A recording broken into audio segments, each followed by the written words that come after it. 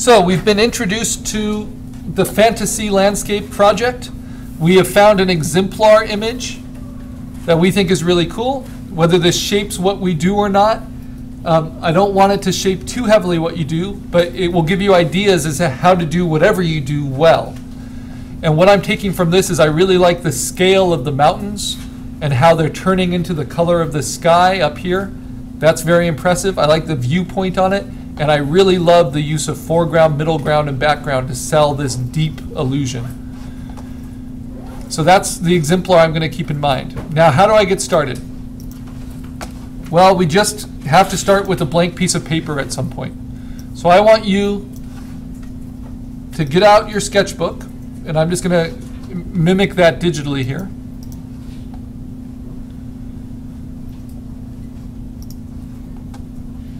So pretend this is your sketchbook page.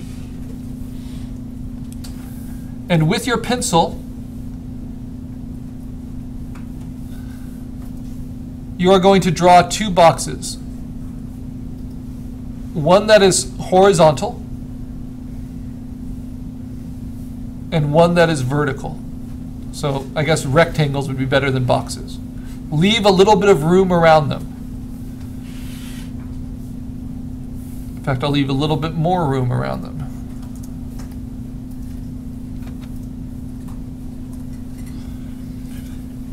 Because we'll make notes in these margins. Okay? Now, up at the top, I want you to call this page that you're drawing on. It doesn't matter if it's large or small, but you want to make sure you have these contained boxes drawn. This is your fantasy landscape. And these are your thumbnail sketches. Called thumbnails just because they're smaller than what you want the end product to be. And they're sketches because they're quick trials of different ideas. Okay? Now we need a theme. So for a fantasy, you have to pick a setting. You have to pick a time frame.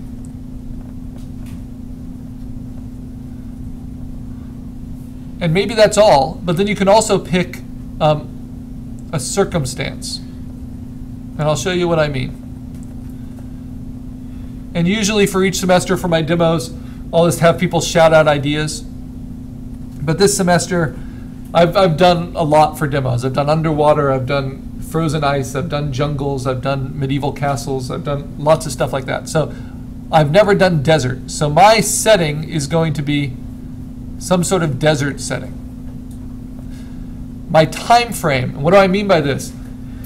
Because a fantasy doesn't always have to be out in another planet, outer space. It can be, but it can also be part of our past or part of our future, and it can be a fantasy past.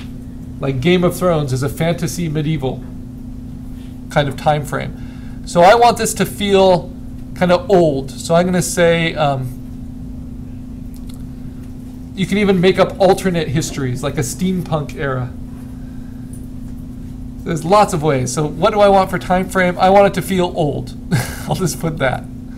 Maybe even bordering on ancient. So I want an old, ancient desert, whatever that means. Now the circumstance. This tells me it's a desert. This tells me it's old, ancient. I can also think of the time of day, right? So that's like the era it belongs in, but what's the time of day? Well, the circumstances, it's going to be dusk. You know, the sun is going down. And I also might want it to be stormy. I want to show the weather. I want to show the atmosphere of whatever I come up with. Just knowing that, without even starting an image, I've already kind of built an expectation in my mind. So what does that do for me? Well, it tells me that I'm going to want to look for certain types of reference. And we're going to do that through Google image search. And what I'm hoping to find are things that fit my idea of the theme. Okay? So now I turn on my computer, I turn on Chrome, I go to a Google image search.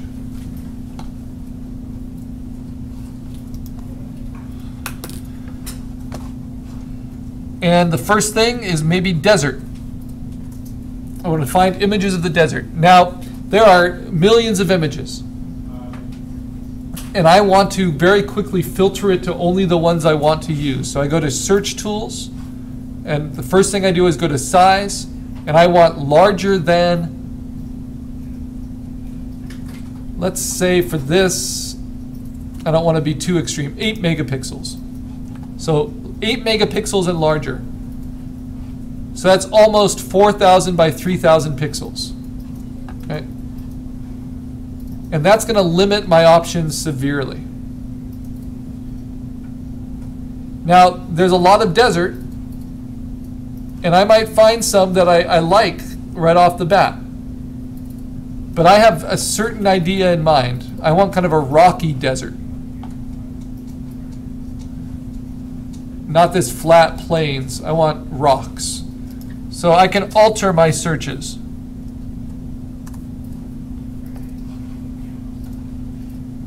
And sometimes you'll find great things. And when you find something you like, you know because it's filtered to be larger than 8 megapixels that it should be large. I right-click, I open link in new tab. I'll go look at it later. I love the vista of this. I open it in a new tab. But I need things. I need kind of concrete structures in my landscape to help move the eye around. Again, I'm thinking of my exemplar image and how it makes its view through these little outcroppings. And so I can't just have a flat desert and have it be all that interesting. I need to show scale changing as it goes into the background. And the reference you find is really going to help you shape that. It's also good if you have pretty consistent lighting, and that's why we're starting with landscape. Because landscape lighting, I've actually been here, landscape lighting is a lot more open than when you're shooting characters or compositing something more specific. So you don't want your lighting to be too angled or too specific. That's from the Grand Canyon. I went there this summer. That's why I'm inspired to do a desert landscape. Ooh, here we have a nice cave dwelling. A temple built in. That might be useful. So I am opening way more reference than I need. This one's nice. And then I'm going to find other search terms.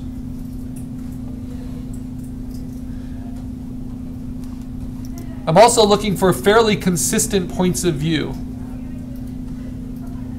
So the reason I'm not going to use some of these really cool photos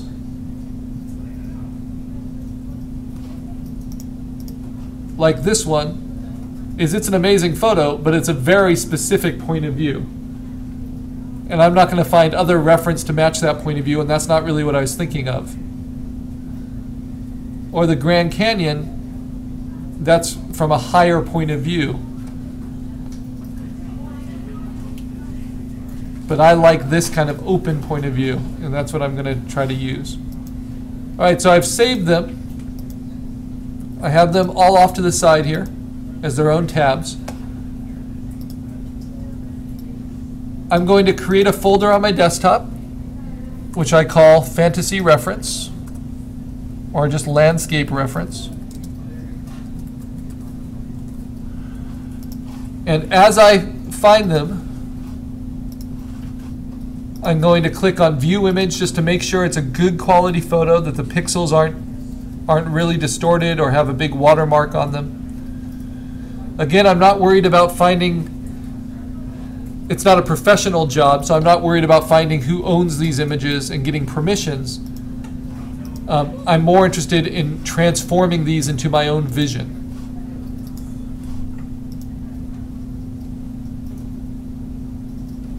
And the photo isn't quite as high quality, but it will be good enough for what I need. So by looking for only images that are 8 megapixels and bigger, and by keeping my search parameters pretty vague at the beginning, I should have material I can use. And I want a desert fantasy landscape, but I don't want it to look like Tatooine from Star Wars or something we've seen before. So I'm trying to pay attention to my particular tastes as well. I love the multicolor in this reference. So your reference can often give you ideas that then you can build on top of. And anything we can imagine has to come from the real world. So we're going to see that in landscapes. And we're going to see that in characters later. So if it's giving you trouble just dropping and dragging, you can try just right-clicking and saving it to the desktop and then moving it into your folder. And then as I save them, I can close them after I've checked their quality. Now there's a living person there. There's some tourists here. We'll see if that becomes an issue if I use this source. But right now, I'm just collecting reference.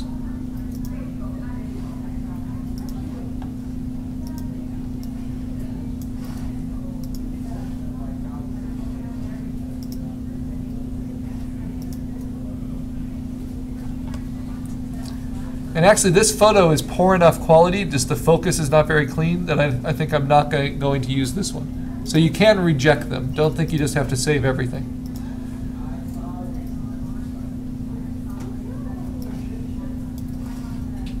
The better quality your reference, the less frustrating compositing will be for you. All right. Again, we have some really saturated color. Now, this navigated me to, when I tried to check the image, to a download page. And a lot of these landscape photo references will be wallpapers at high sizes. And it's fine, you can download them. But just make sure they're free and make sure you're not putting credit card information in or something before. And then once you've downloaded it, make sure you check it and that it doesn't have watermarks in it or something before you put it into your reference collection. This speaks at unspeakable horror in the desert. That might be fun. So it looks like blood and guts. I don't want to know much about it. I just want to use it. How many references do we need? All right, so the assignment sheet says you need at least 5 for your finished project, composited together. But I want you to save more like 20, 25 for this next step. Because I'm not quite sure what my vision is yet. My vision is largely going to be shaped by the reference that I find is available.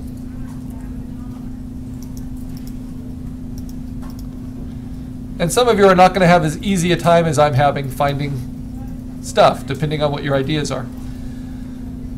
Okay, so now that's just the desert part of my idea. So collecting reference takes a while. So I want desert. Now I want like stormy, dusk. And if I want it on another planet, maybe I want like some NASA photos and some Hubble Space Telescope stuff and some textures that are different. So now I'm going to look for a storm in the desert.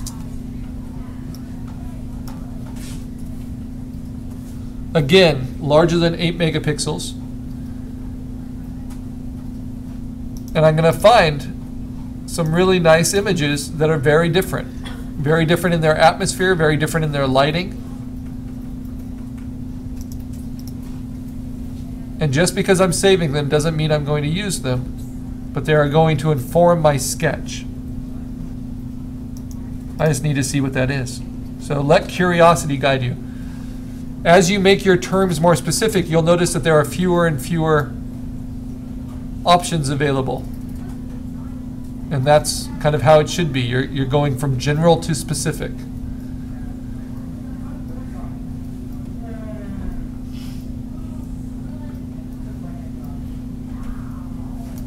And because I'm going for photorealism, I'm mostly just pulling from photos. But this is a wonderful picture of Petra, the city in stone in Turkey, at dusk. So that might inform a lot of my colorings. This is, looks like Monument Valley at dusk. So now I'm looking for